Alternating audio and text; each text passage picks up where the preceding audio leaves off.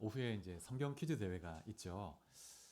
지난 한 해 동안 마가복음 강해를 37번에 걸쳐서 이제 진행을 했는데요.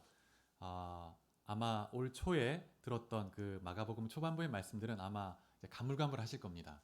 그래서 이제 마가복음 전체의 핵심 메시지를 다시 한번 좀 되새기면서 총정리, 총복습하는 시간으로 오늘 좀 가지려고 하는데, 이 시간 좀 집중해서 잘 들으시면 오후에 나올 퀴즈 문제도 몇 문제가 들어가 있으니까 여러분 또 더 집중해서 이렇게 들으시면 되겠습니다. 메모지 꼭 준비하시고, 제가 또 설교 중에 강조하는 부분은 또 더 특별히 더 여러분 암기하시면 되겠습니다. 여러분 신약 성경은 모두 27권이죠. 그 중에서 복음서가 4권입니다. 마태, 마가, 누가, 요한복음. 그 중에서 마가복음이 가장 먼저 기록되었는데요. 책 길이가 가장 짧고 문체도 굉장히 간결합니다.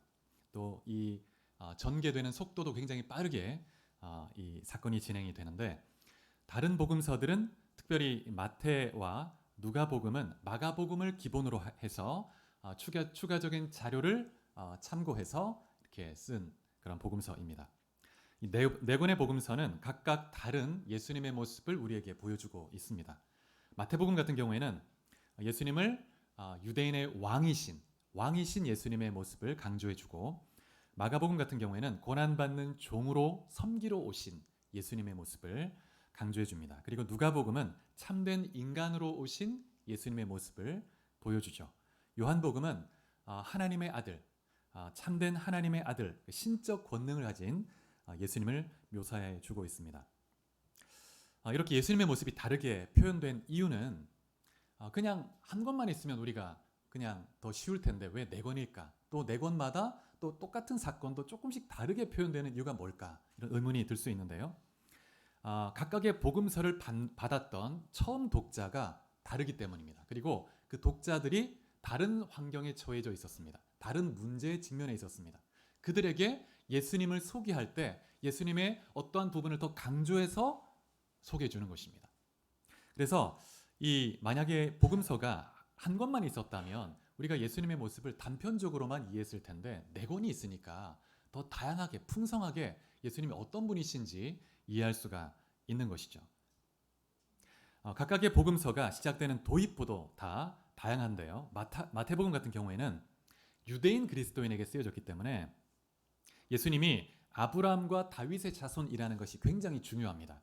그래서 예수님이 아브라함과 다윗의 자손으로 오신 분임을 강조하기 위해서 족보로 시작이 되는데, 예수님이 아브라함으로부터 시작해서 다윗을 거쳐서 이어지는 그런 자손이라는 것을 강조하는 족보가 나와 있습니다. 그래서 아브라함과 다윗의 자손 예수 그리스도의 계보라, 이렇게 하면서 이제 구약 인물을 소개하고 있죠. 누가복음은 처음부터 1절부터 4절까지 이 책을 쓴 목적과 이 책을 쓴 방법에 대해서 직접적으로 언급해주고 있습니다. 로마의 총독이었던 데오빌로 각하에게 이 책을 썼다고 이렇게 헌정하고 있는데, 그 각하가 가지고 있는 믿음을 더 확실하게 하기 위해서 예수님을 다시 소개해주고 있습니다. 믿음을 확고하게 하기 위해서. 누가복음에도 족보가 나오는데요. 3장에 나오는데, 누가복음 같은 경우에는 이방인에게 쓰여졌기 때문에 아브라함이나 다윗을 강조하는 것이 아니라 족보가 예수님으로부터 거슬러 올라가면서 아브라함을 지나서 아담에게까지 올라갑니다. 그리고 아담 위로 하나님에게까지 거슬러 올라가죠. 그래서 하나님으로부터 족보가 시작되는 거예요. 그래야 이방인들에게도 연관성이 있는 그런 의미 있는 족보가 되겠죠. 그리고 예수님의 인간성을 강조하기 위해서 예수님의 출생 스토리를 굉장히 자세하게 언급하고 있고, 누가복음에서만 예수님이 10대 12살 때 어떤 일이 있었는지에 대해서도 기록해주고 있습니다. 그래서 예수님이 모든 인간과 똑같이 육체로 나서 정상적인 성장의 과정을 거치셨다는 것을 보여주고 있습니다. 요한복음 같은 경우에는 굉장히 심오하고 철학적인 그런 선언으로 시작이 되는데, 태초에 말씀이 계시니라, 이 말씀이 하나님과 함께 있었으니 이 말씀이 곧 하나님이시다, 이렇게 선언하죠. 그래서 이 요한복음에서는 예수님의 신적인 정체성을 많이 강조합니다.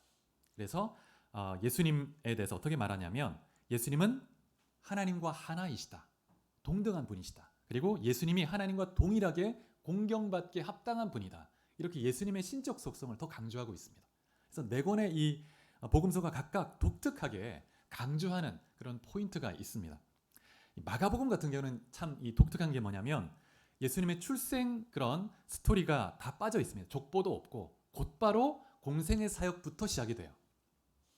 그래서 아주 간결하지만 아주 임팩트 있는 그런 강한 선언으로 시작이 되는데 우리가 조금 전에 읽었던 것처럼 하나님의 아들 예수 그리스도의 복음의 시작, 이렇게 마가복음이 이제 시작이 됩니다. 근데 이 마가복음의 한글 성경을 보면 첫 번째 단어가 하나님의 아들 이렇게 시작이 되죠. 그런데 헬라어 원문에서는 첫 번째 단어가 뭐냐면 시작이라는 단어입니다. 시작. 이 헬라어 단어가 아르케인데 이 아르케라는 단어가 처음, 기원, 시작 이런 뜻이 있습니다. 그런데 이 단어는 창세기 1장 1절을 암시해 주죠. 구약 히브리 성경을 헬라어로 번역한 성경이 있는데 그것을 70인경이라고 합니다. 근데 이 70인경 헬라어 성경을 보면 첫 번째 단어가 엔 아르케 이렇게 되어 있습니다. 아르케라는 단어로 시작이 돼요. 태초에 이렇게. 그래서 창세기 1장 1절에서는 하나님께서 말씀으로 천지를 창조하신 새로운 인류의 역사, 모든 것의 새로운 시작을 보여주죠. 시작을. 근데 예수 그리스도를 통해서 이제 새로운 시대를 열어준다는 것을 강조하는 것입니다. 이제 복음의 시대를 열겠다는 거예요. 이전과는 다른. 여러분, 아담과 하와가 하나님께 불순종해서 타락한 이후에 인간이 에덴에서 쫓겨났습니다. 그래서 유리하고 방황하다가 죽게 되는 그런 비참한 운명에 처하게 되었죠. 그래서 인간의 불순종으로 말미암아 죄가 마치 쓰나미처럼 이 온 세상에 확 덮치고 들어와 버렸습니다. 그래서 죄가 지배하는 세상이 되었고 사탄이 이 모든 세상의 지배권을 갖게 됐습니다. 인간이 사탄에게 넘겨준 거예요. 어리석게도. 그래서 인간에게는 아무런 소망이 없게 되었고 이제 인간의 운명은 죽음, 그 다음에 심판, 이게 인간이 처한 운명이 되어버렸습니다. 너무 비참하죠. 그러한 어둠의 시대, 심판의 시대가 끝나고 이제 예수 그리스도를 통해서 복음의 시대, 은혜의 시대, 소망의 시대가 시작된다는 것을 아르케라고 하는 단어로 이제 강조하면서 마가복음을 시작하는 거예요. 특별히 이 마가복음 1장에 보면 굉장히 중요한 한 가지 사건을 우리가 살펴보아야 되는데 예수님께서 요단강에서 세례를 받으시는 장면이 나와 있습니다. 이때 하나님께서 예수님이 하나님의 아들 되심을 직접적으로 언급하시죠. 그리고 성령께서 내려오시는데 비둘기처럼 예수님께 내려오십니다. 근데 성령이 왜 비둘기처럼 내려왔을까? 좀 이런 의문을 가질 수 있는데 여러분, 그 왕을 상징하는 새가 있습니다. 어떤 새일까요? 왕을 상징하는 새. 구약 성경에 보면 에스겔에 보면 애굽의 왕을 독수리로 비유합니다. 독수리. 그래서 구약 성경에서 왕을 상징하는 그런 의미로 독수리를 사용하죠. 그래서 로마 황제도 독수리로 비유되는데 로마 황제가 있는 곳에는 그 깃발이 세워져 있는데 독수리가 날개를 펴고 있는 그런 독수리 깃발이 딱 서 있어요. 그래서 그 깃발이 있는 곳에는 반드시 왕이 있습니다. 그래서 그렇게 이제 독수리로 그 왕의 어미한 그것을 상징하면서 드러내죠. 그러면 예수님이 세례 받으실 때 예수님이 만왕의 왕이시지 않습니까? 창조주이시고. 그렇다면 예수님을 독수리 정도가 아니라 아예 뭐 그냥 불사조로, 아주 큰 불사조로 이렇게 불처럼 쫙 내려오면 얼마나 두렵고 떨리고 어미하겠습니까? 근데 그게 아니고 비둘기 같은 모양으로 이렇게 성령이 임하셨다는 거예요. 오늘 세례 받으시는 그 장면을 보면 요단강 물이 있죠. 물이 있고 비둘기가 쫙 이렇게 그 위에 임하는 것을, 성령이 임하는 걸 볼 수가 있는데 이 장면은 구약의 두 장면을 암시해 줍니다. 첫 번째는 창세기 1장 2절 3절이죠. 창조 때에. 창세기 1장 2절에 보면 처음 창조할 때 온 땅이 물로 덮여 있었습니다. 땅이 혼돈하고 공허하죠. 그런데 그 수면 위에는 흑암이 가득합니다. 근데 그 위에 성령께서 어떻게 하십니까? 운행하셨죠. 근데 운행하셨다는 이 단어가 무슨 뜻이냐면 새가 알을 품듯이 이렇게 품었다는 뜻입니다. 그래서 성령께서 혼돈하고 공허한 그 흑암 가운데 있는 땅, 물로 덮여 있는 그런 땅을 품고 새로운 역사를 준비하시다가 하나님이 말씀하시자 그 말씀과 더불어 역사하면서 창조를 이루어 가신 것입니다. 그 장면을 암시해 주는 거예요. 그래서 창조의 그런 역사처럼 이제는 새로운 창조의 시대를 이제 열 것을, 예수 그리스도의 공생의 사역을 시작으로 새로운 창조의 시대가 열릴 것을 보여주는 것입니다. 그 다음에 두 번째 또 하나 암시하는 구약의 장면이 있는데 여러분 기억나십니까? 어떤 장면일까요? 노아 홍수의 사건입니다. 창세기 8장. 노아 홍수 때 온 땅이 6개월 이상, 1년 가까이 물로 덮여 있었고, 그 다음에 이제 물이 줄어들면서 이제 땅이 이제 말라가기 시작했는데, 하나님께서 이제 그 심판을 행하신 후에 바람을 불게 하셔서 이제 물이 줄어들게 하십니다. 근데 노아가 이제 어느 정도 물이 줄어든 걸 보고 이제 우리가 나가도 될지 확인하기 위해서 처음에 새를 내보내죠. 어떤 새였을까요? 처음에는 까마귀를 내보내죠. 까마귀. 그래서 까마귀를 내보냈는데 까마귀가 나갔다가 들어왔다가 나갔다 들어왔다 하면서 이렇게 머물 곳을 찾지 못하는 거예요. 그래서 좀 더 시간을 두고 기다립니다. 그리고 나서 다시 비둘기를 이제 내보냈더니 비둘기가 나가서 뭘 물고 오죠? 감람나무 잎사귀를 물고 옵니다. 그리고 이제 다시 내보냈더니 돌아오지 않아요. 그래서 이제 이제 우리가 나가서 살 수 있겠구나.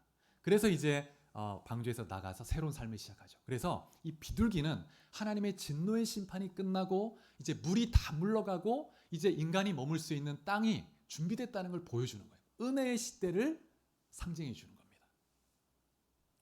그래서 이제 이 비둘기가, 성령이 비둘기처럼 임하셨다는 것은 예수 그리스도를 통해서 이제는 심판의 시대가 아닌 은혜의 시대, 이제 하나님의 구원의 시대가 열린다는 것을 보여주는 거예요. 그래서 예수님이 가는 곳마다 구원이 선언됩니다.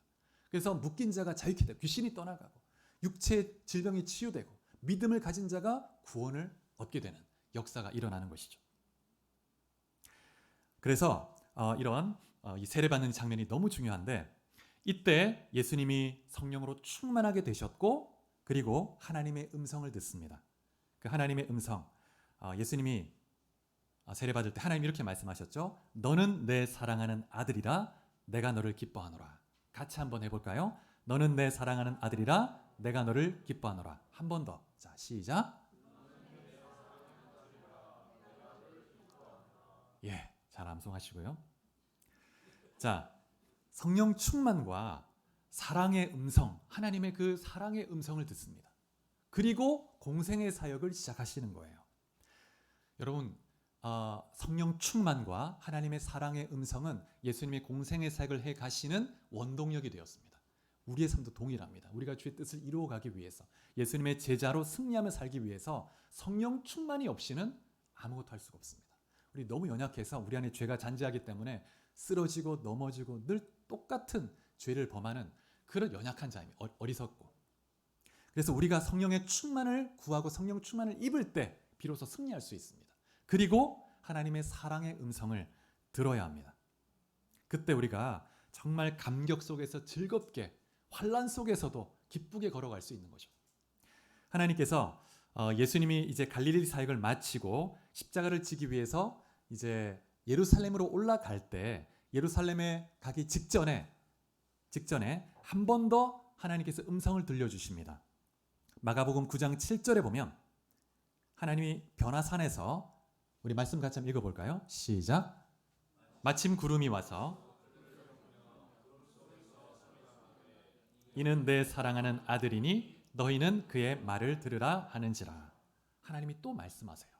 이는 내 사랑하는 아들이니 너희는 그의 말을 들으라. 변화산에서 이는 내 사랑하는 아들이니 너희는 그의 말을 들으라.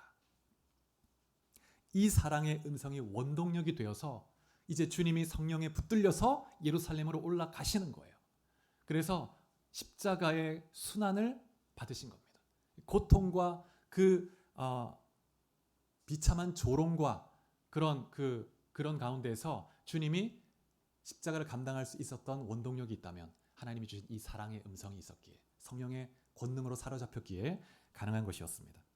우리 또한 하나님의 성령의 충만과 주님의 사랑에 붙들릴 때, 그 복음 안에서 우리에게 베푸신 하나님의 그 사랑을 경험하고 알아서 그 사랑에 딱 붙들릴 때 승리할 수 있습니다. 그런 자의 삶은 완전히 달라질 수밖에 없습니다. 자, 고린도후서 5장 14절 같이 한번 읽어보시겠습니다. 자, 시작. 그리스도의 사랑이 우리를 강권하시는도다. 우리가 생각하건대 한 사람이 모든 사람을 대신하여 죽었은즉 모든 사람이 죽은 것이라. 바울이 고백합니다. 바울은 그 인생 가운데 무수히 많은 고난을 당했습니다. 그런데 바울이 고백하는 게 뭐냐면 그리스도의 사랑이 우리를 강권하시는도다. 강권한다는 말은 죄수처럼 사로잡다, 붙잡다, 강제하는 걸 의미합니다. 내가 그리스도의 사랑의 포로가 됐다는 거예요. 그 사랑의 포로가 돼서 끌려간다는 겁니다. 그러면서 고난 속에서도, 그런 핍박 속에서도 기뻐하며 주님의 길을 갈 수 있다는 거예요. 나는 사랑의 포로라는 거죠. 나를 사랑하는 그 무한한 그 사랑의 감격이 내 안에 식지 않고 정말 감하지 않고 늘 기뻐서 주님의 길로 간다고 고백하고 있습니다. 여러분 안에 그런 사랑이 가득하게 가기를 축복합니다. 그래서 날마다 주님의 그 사랑의 음성을 들을 수 있기를 축복합니다. 로마서 8장 37절 38절 똑같이 한번 읽어보겠습니다. 시작. 그러나 이 모든 일에 우리를 사랑하시는 이로 말미암아 우리가 넉넉히 이기느니라.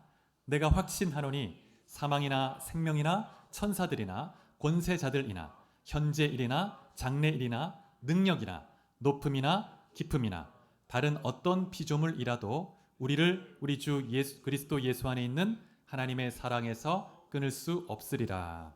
하나님의 사랑으로 말미암아 우리에게 넉넉한 이김이 있다고 말합니다. 하나님이 우리를 너무나 사랑해서 독생자 아들을 희생할 만큼 우리를 사랑하시죠. 우리가 어떤 환난, 어떤 상황에 처해도 우리를 절대 놓지 않고 승리 가운데 이끌어 가실 것입니다. 그 하나님의 사랑을 믿고 나아갈 때 사단이 우리에게 아무것도 할 수 없습니다. 사단은 늘 정죄하죠. 야, 네가 이렇게 하는데 하나님 너를 사랑할 것 같아? 야, 너 같은 걸 하나님 사랑할 것 같아? 네가 이렇게 살고 이렇게 했는데? 그런 가운데서 우리가 하나님의 그 무한한 사랑, 독생자까지도 아낌없이 내어주시고 피를 다 쏟아내신 그 사랑을 우리 가운데 부어주시면서 내가 너를 정죄하지 않겠다. 내가 너를 사랑한다. 일어나라, 내 아들아 딸아. 이렇게 말씀하시는 것입니다. 예수 그리스도의 피가 우리에게 승리를 줍니다. 아가서 8장 6절에 보면 사랑은 죽음같이 강하고 이렇게 말합니다. 사랑은 죽음같이 강하고 하나님의 사랑이 그렇게 강한 거죠. 죽음처럼 강하다. 그래서 독생자들을 죽이신 겁니다. 하나님이 여러분을 사랑하신다는 것을 기억하시기 바랍니다. 예레미야 31장 3절 또 한번 읽어볼까요? 시작. 옛적에 여호와께서 나에게 나타나사 내가 영원한 사랑으로 너를 사랑하기에 인자함으로 너를 이끌었다 하였노라. 하나님의 사랑은 기한이 없습니다. 내가 영원한 사랑으로 너를 사랑하였노라. 인자함으로 너를 이끌었다. 이렇게 말합니다. 하나님의 사랑이 변함없고 영원하심을 믿으시기 바랍니다. 우리는 늘 예수의 이름을 믿고 그분의 보혈의 피를 의지하면서 하나님 앞에 나가기만 하면 하나님은 무한한 사랑을 우리를 용납하시고 받으시고 씻어주시고 정결케 하시고 새롭게 일으켜주십니다. 그래서 예수님이 이 사랑의 음성을 듣고 예루살렘으로 올라가신 거예요. 마가복음은 전체 16장까지 있는데 세 개의 큰 단락으로 나눠볼 수가 있습니다. 자, 앞에 보시면 나오는데 첫 번째 단락은 1장부터 8장 26절까지입니다. 이 단락에서는 갈릴리에서의 예수님의 사역을 기록하고 있습니다. 예수님이 하나님의 아들의 권능을 가지고 병자를 치유하시고 귀신을 쫓으시고 또 천국 복음을 전하시는 그런 장면을 볼 수가 있습니다. 그리고 두 번째 단락은 8장 27절부터 10장 52절까지인데요. 예루살렘에 가기 직전까지입니다. 이제 갈릴리에서 예루살렘으로 가는 그 길 위에서 있었던 사건이나 또 예수님의 말씀을 기록하고 있습니다. 그래서 이 길 여정에서 이루어진 일이기 때문에 길이라는 단어가 참 많이 반복되는데 그래서 이 단락을 길단락이라고 부르죠. 그래서 예수님이 이 단락에서 십자가의 고난과 죽으심 또 부활을 예고하시는데 세 번이나 예고를 하십니다. 그 세 번째 단락은 11장부터 16장 끝장까지인데 이제 예루살렘에 올라가서 성전에서 종교 지도자들과 논쟁하시고 그 다음에 십자가에 순환을 당하시고 죽으시고 부활하시는 그 내용이 나와 있습니다. 이 마가복음에서는 두 가지 주제를 특별히 강조하는데 첫 번째는 예수님이 누구신가 그리고 제자의 길이 무엇인가. 예수님은 누구시고 제자의 길이 무엇인가. 마가복음에 보면 1장 1절에서부터 예수님이 누구신지 그 정체성에 대해서 아주 분명하게 간결하게 선언하고 시작합니다. 하나님의 아들이시고 그리스도 즉 메시아 예수님은 하나님의 아들이고 메시아이시라고 딱 선언하고 시작합니다. 그리고 마가복음을 읽어보면 질문이 많이 나오는데요. 수사 의문문이 많이 나옵니다. 수사 의문문은 답을 기대하는 그런 질문이 아니죠. 강조하기 위해서 하는 질문입니다. 그런데 어떤 한 학자가 마가복음을 쭉 보면서 질문이 몇 개나 있나 다 조사를 한 학자가 있어요. 질문이 114개가 나옵니다. 되게 많죠. 질문이 많이 나와요. 근데 그 중에서 77개가 수사 의문문입니다. 그러니까 답을 요청하는 질문이 아닌 거예요. 강조하기 위해서 던지는 그런 질문인 거죠. 그래서 마가복음이 질문하고 대답하고자 하는 그 핵심이 뭐냐면 예수님이 누구신가 하는 것입니다. 그래서 마가복음을 쭉 읽다 보면 읽는 사람들로 하여금 예수님이 누구신가를 계속 의문을 갖게 하고 질문을 던지게 만듭니다. 예수님 왜 그렇게 하셨을까? 예수님 누구시지? 그래서 마가복음 1장 27절에 보면 예수님이 회당에서 귀신 들린 자를 치료하십니다. 그렇게 하시자 사람들이 뭐라고 하냐면 이는 어찌미냐? 권위 있는 새 교훈이로다. 깜짝 놀란 거예요. 예수님이 권위를 가지고 귀신을 쫓고 그 다음에 권위 있게 말씀하시는 걸 보고 이는 어찌미냐? 마가복음 2장 7절에 보면 예수님이 이제 죄를 사하시는 것을 보고 이 사람이 어찌 이렇게 말하는가? 누가 능히 죄를 사하겠느냐? 이렇게 질문하죠. 예수님의 정체성이 누구신지에 대해서 의문을 갖게 하고 계속 질문을 던지게 만듭니다. 그리고 2장 24절에 보면 어찌하여 안식일에 하지 못할 일을 하나이까? 바리새인들이 질문하는 거예요. 어찌하여 안식일에 하지 못할 일을 하나이까? 안식일에 병자를 고치는 이분은 도대체 누군가? 당신은 누구시오? 이런 질문을 하는 거죠. 그 다음에 4장 41절을 보면 제자들이 예수님이 바다를 잠잠하게 하시는 것을 보고 그가 누구이기에 바람과 바다도 순종하는가? 이렇게 질문하는 거예요. 그가 누구이기에? 그리고 마가복음 6장 2절에도 보면 예수님이 고향 나사렛에 갔을 때 사람들이 예수님이 가르치는 것 또 행하시는 일을 보고 깜짝 놀랍니다. 그러면서 이런 권능이 어찌 됨이냐? 가는 곳마다 바리새인들이 또 사람들이 그 다음에 제자들이 질문을 던집니다. 이게 어떤 일이냐? 당신은 왜 이런 일을 하십니까? 당신은 누구십니까? 마가복음 7장 5절에도 어찌하여 당신의 제자들은 장로들의 전통을 준행하지 않고 부정한 손으로 떡을 먹나이까?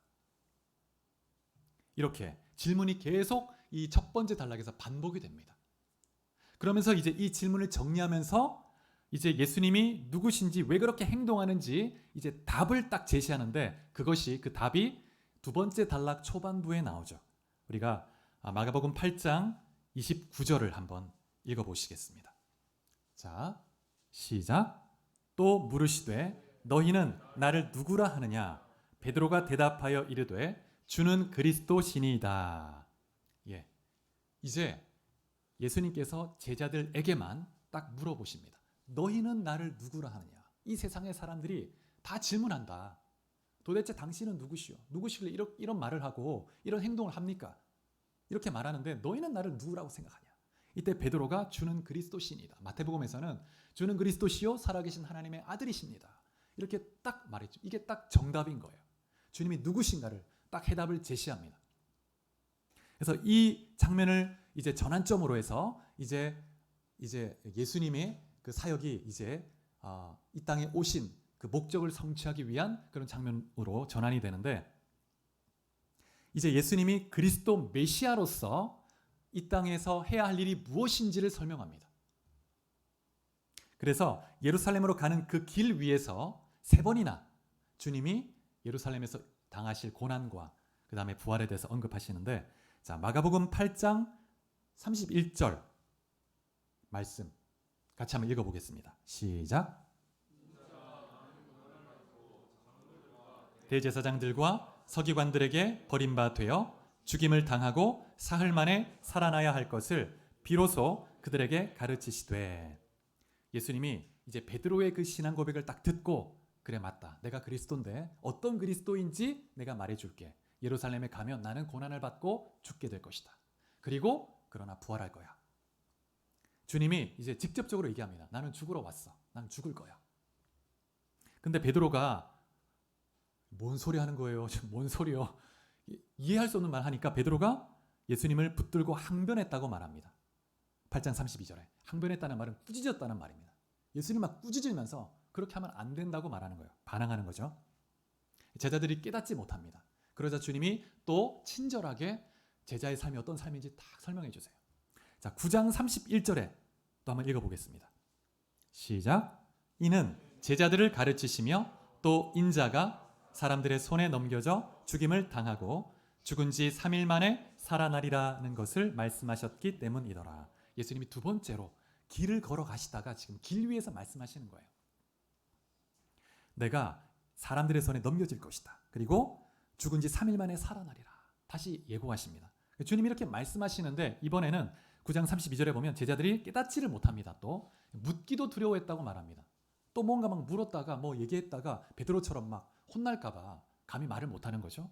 그러면서 이후에 나오는 내용을 보면 9장 33절 이후를 보면 제자들이 길에서 토론을 합니다. 토론. 어떤 토론을 하냐면 누가 더 큰가 아주 막 논쟁했다는 거예요. 내가 크다, 네가 크다, 내가 크다, 뭐 네가 작다, 내가 크다, 막 이렇게 아이들 같죠. 예수님이 제자들을 이렇게 제자들이 이해하지 못하고 깨닫지 못하고 육신적으로 그렇게 이해할 때마다 주님은 또 친절하게 설명해 주세요. 이 제자들은 아마도 생각하기를 야 이제 디데이가 왔나 보다. 이제 주님이 드디어 예루살렘에 가서 로마를 몰아내고 이제 주님이 이스라엘을 회복하고 주님이 왕으로 딱 자정해서 통치하실 건가 보다. 그러면 자 우리 중에 서열 1위가 누구야 도대체? 막 서로 논쟁한 거죠. 그 다음에 마가복음 10장 33절, 34절 세 번째 예고입니다. 또 한번 읽어보겠습니다. 시작. 보라 우리가 예루살렘에 올라가노니 인자가 대제사장들과 서기관들에게 넘겨짐에 그들이 죽이기로 결의하고 이방인들에게 넘겨주겠고 그들은 능욕하며 침뱉으며 채찍질하고 죽일 것이나 그는 3일 만에 살아나리라 하시니라. 더 구체적으로 주님이 세 번째 또 말씀하셨습니다. 근데 그 이후에 나오는 내용을 보면 여지없이 제자들이 깨닫지 못하고 어리석게 반응하는데 야고보와 요한 형제가 주님께 나와서 뭐라고 하냐면 선생님이요 무엇이든지 우리가 구하는 바를 우리에게 하여 주기를 원하옵나이다. 그러니까 주님이 너에게 뭘 해주기 원하냐 물어보니까 이 두 형제가 우리를 하나는 주의 우편에 하나는 좌편에 앉혀달라고 얘기하는 거예요. 주님의 권력의 오른팔 왼팔이 되게 해달라는 거예요. 주님은 자신이 죽으러 왔다고 말합니다. 사망 권세에 이기고 부활할 것이다. 그래서 내가 정말 영혼을 죽음에서 죄에서 해방시키고 영원한 생명 줄 것이다. 이런 말씀을 하시는데 그런데 제자들은 그걸 이해하지 못하고 이 땅의 세속적인 육적인 차원에서만 이해를 한 것입니다. 그래서 주님을 따르는 이 삶을 통해서 주님의 제자가 돼서 권력의 자리를 차지하고 세상에서 대접받고 뭔가 복을 누리는 이런 삶을 생각하고 있는 거예요.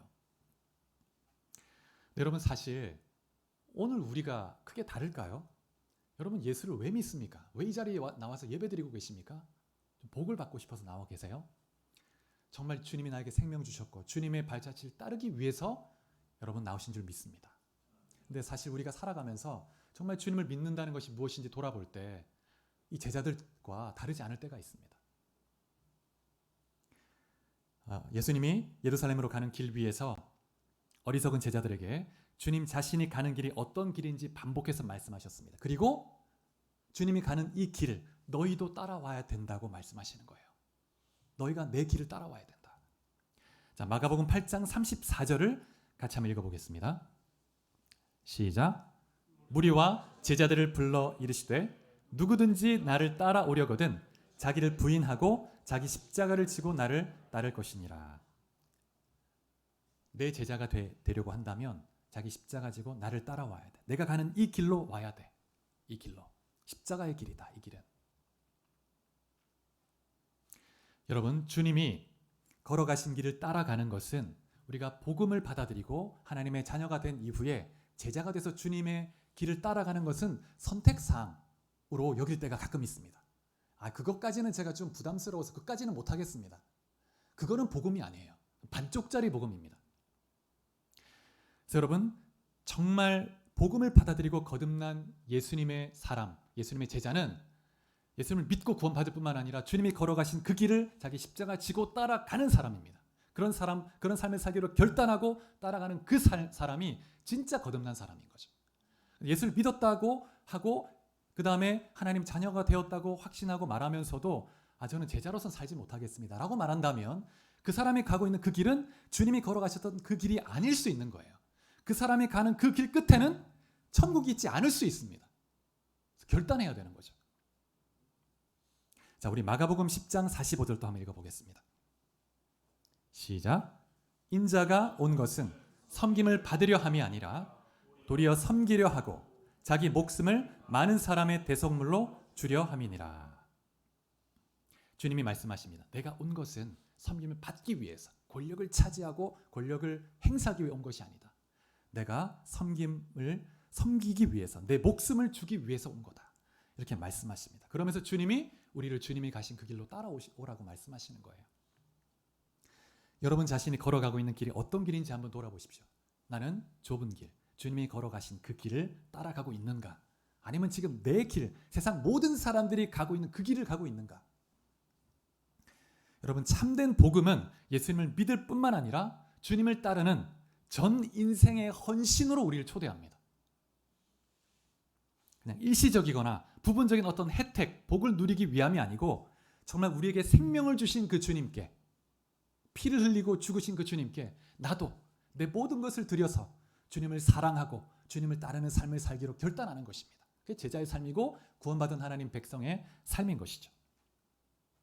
그래서 참된 복음을 경험한 사람은 그 존재와 인생의 주인이 완전히 바뀝니다. 주인이 바뀌는 거예요. 삶의 라이프 스타일이 바뀌어버립니다.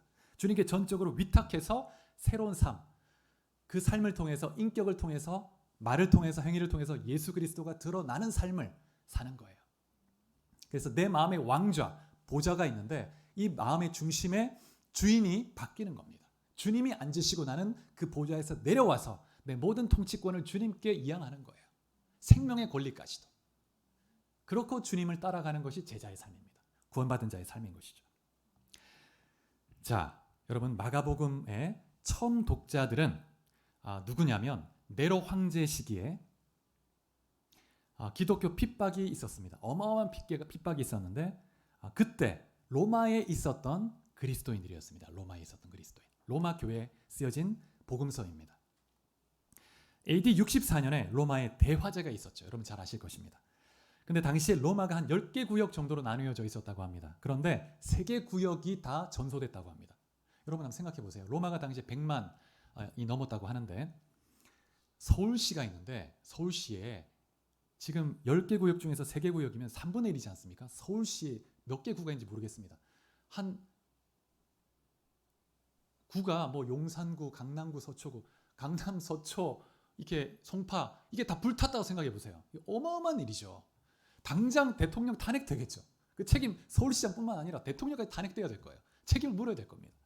그러니까 이 네로 황제가 지금 이 일에 대해서 이 책임을 질 사람을 찾아야 되는데 찾다가 그리스도인에게 책임을 넘기기로 한 거예요. 그래서 그리스도인을 핍박하기 시작합니다. 그래서 어마어마한 핍박이 있었는데 이것이 기독교 1차 박해입니다. 1차 박해. 그래서 이때가 이제 AD 64년인데 313년이 될 때까지 밀라노 칙령으로 기독교가 국교화될 때까지 10번에 걸쳐서 10대 박해가 있었습니다. 혹독한 박해가 있었어요. 근데 그런 박해 속에서도 교회가 로마 제국의 이 어떤 통치라는 바다에 침몰하지 않았습니다. 침몰하지 않고 살아남았죠. 오히려 로마 제국을 정복해버렸죠. 근데 이 네로 황제의 핍박이 첫 번째 핍박이었는데 이때 바울과 베드로가 순교했습니다. 그리고 많은 그리스도인이 순교했죠. 당시에 로마 원형 경기장에서 많은 성도가 원형 경기장에 딱 들어간 다음에 이제 많은 로마 시민들이 지켜보는 가운데서, 네로가 지켜보는 가운데서 맹수들을 풀어서 맹수들에게 찢겨서 죽었습니다. 그래서 며칠 굶긴 그 으르렁거리는 그 막 굶주린 사자들을 풀어놓는 거예요. 그래서 그 죽음을 면하기 위해서 그리스도를 부인하는 사람도 생겨났고, 그 다음에 유대교는 핍박을 받지 않았습니다. 유대교로 다시 개종하거나, 그 다음에 또 자기가 살기 위해서 예수 믿는 사람을 고발하기도 하고 형제를 고발하기도 하고 그런 일이 생기는 거예요.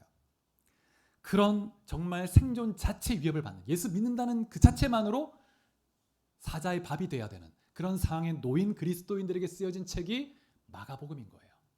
그래서 여러분, 우리가 마가복음 읽을 때 정말 두렵고 떨리는 마음으로 읽어야 합니다. 당시에 예수를 믿는다는 것은 삶이 흔들리는 정도가 아니고, 고난 정도가 아니고 생명 자체를 위협받는 너무나 혹독한 잔인한 그런 위기 속에 있는 그런 성도들의 삶이었죠. 이 성도들에게 마가가 어떤 메시지를 전하려고 했는가? 주님이 담담하게 십자가 지시고 고난 받으시는 그 장면을 보여주고, 제자들도 그 길을 따르는 것이 제자의 길이고 구원의 길이라는 걸 보여주죠. 그래서 많은 성도들이 이제 이 로마의 원형 경기장에서 고난받고 순교할 때 찬양을 불러요. 찬양 부르고 덤덤하게 순교 자리로 들어갑니다. 영상 하나 준비했는데요. 잠시 한번 뒤에 불을 잠깐 한번 꺼주시고 영상을 잠시 한번 보겠습니다. 소리를 조금 키워주시고.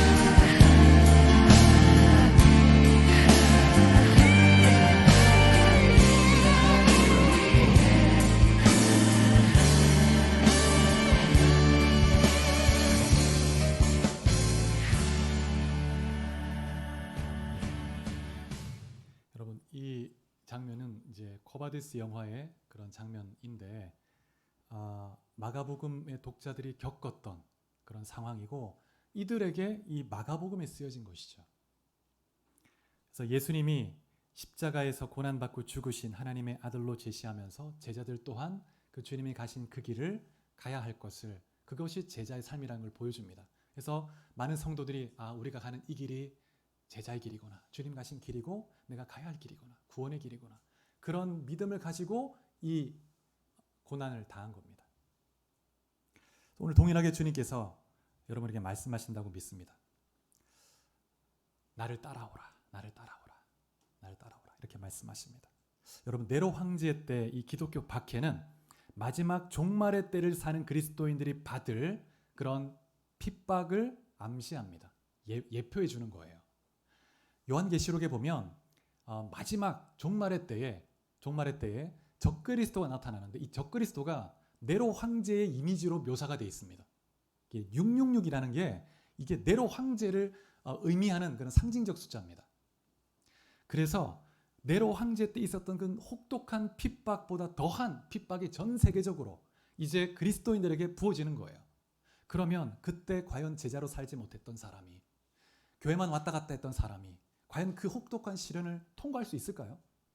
정말 나를 위해서 목숨을 버리신 그 주님의 사랑을 알고 나 또한 주님을 위해서 내 온 인생을 드리고 내 온 사랑을 들여서 사랑하고 주님을 따르려고 하는 그런 사람들조차도 쉽지 않을 거예요. 그래서 예수님께서 마가복음에 보면 13장에도 택한 자를 위해서 그 환난의 때를 감하신다는 표현을 쓰시죠. 그러한 환난의 때가 있을 거예요. 그래서 여러분 한 분 한 분이 정말 주님을 믿고, 그러나 여러분 우리가 안심할 것은 주님의 그 사랑에서 그 무엇도 우리를 끊어낼 것이 없습니다. 주님의 사랑을 우리를 붙드시고 계시기 때문에 어떠한 환난이나 곤고나 어떠한 권력도 우리를 그리스도의 사랑에서 끊을 수 없을 것입니다. 주님을 붙들고 주님 바라볼 때 주님이 여러분을 인도하시고 승리 가운데 함께 하실 줄 믿습니다. 그래서 여러분에게 주어진 주님 그 십자가를 지고 주님을 따르는 제자의 삶, 믿음의 삶을 다 살아갈 수 있기를 주의 이름으로 축복합니다. 우리 같이 한번 기도할까요? 우리 말씀을 생각하면서